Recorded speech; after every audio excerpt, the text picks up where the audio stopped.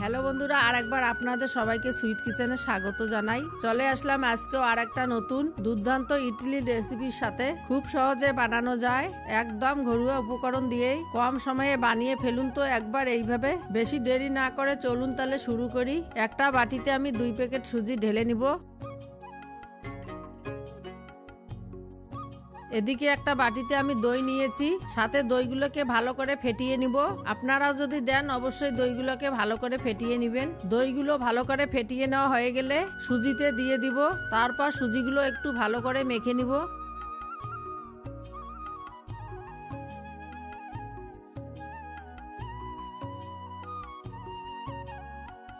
একটু মাখানো হয়ে গেলে এখানে 1 চামচ লবণ দিয়ে দিব। লবণ দিয়ে আর একটু ভালো করে মেখে নিব। তারপর এখানে 1.5 চামচ বেকিং পাউডার, সাথে 1/2 চামচ বেকিং সোডা। তারপর এখানে একটা লেবুর রসও দিয়েছি। লেবুর রসগুলো দেওয়া হয়ে গেলে 2 চামচ চিনি দিয়েছি। তারপর আবার ভালো করে মেখে নিব। একটু মাখানো হয়ে গেলে 10 মিনিট ঢেকে রেখে দিব। ততক্ষণে এদিকে চাটনিটা বানিয়ে নেই। একটা কড়াই বসিয়ে দিয়েছি, সাথে কড়াই গরম হয়ে গেলে তেলও দিয়ে দিব। তেলগুলো গরম হয়ে গেলে এখানে কিছু বুট ডাল দিয়েছি, সাথে কিছু বাদামও দিয়েছি। এগুলোকে ভালো করে নেড়ে ভেজে নিব। ভাজা হয়ে গেলে নামিয়ে নিব একটা প্লেটে। এখানে আমি কিছু টাটকা কারি পাতা নিয়েছি। এখন ওই তেলে কারি পাতাগুলো দিয়ে দিব। সাথে কিছু কাঁচা লঙ্কা আর শুকনো লঙ্কাও দিয়েছি। একটা টমেটো কুচি করে নিয়েছি, এগুলোও দিয়েছি। সাথে একটা পেঁয়াজও কুচি করে কেটে দিয়েছি। ভালো করে ভেজে নিয়ে এগুলোও নামিয়ে নিব।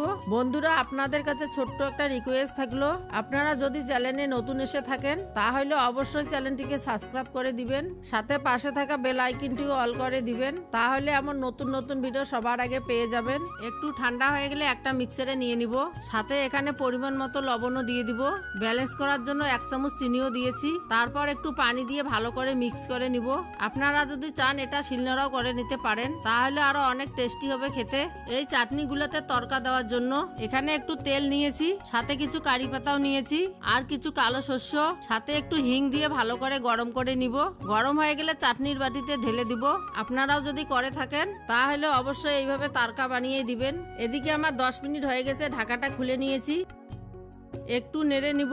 এগুলো যদি একটু শক্ত শক্ত হয়ে যায় তাহলে এখানে একটু পানি দিয়ে দিব। আপনারা চাইলে এখানে পানির পরিবর্তে দইও ব্যবহার করতে পারেন। দেওয়া হয়ে গেলে আরো ভালো করে ফেটিয়ে নিব।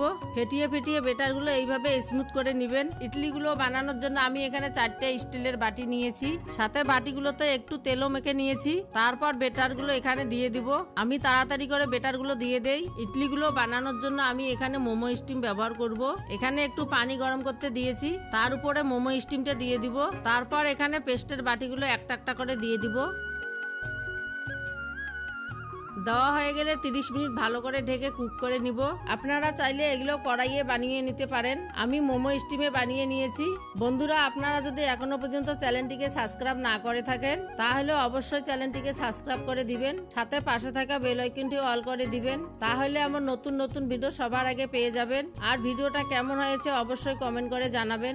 ইডলিগুলো নামানোর আগে আমি কাঠি দিয়ে চেক করে নিয়েছিলাম। যদি কাঠিতে না লাগে তাহলে ইডলিগুলো ভালোভাবে হয়ে গেছে, তাহলে নামিয়ে নিবেন।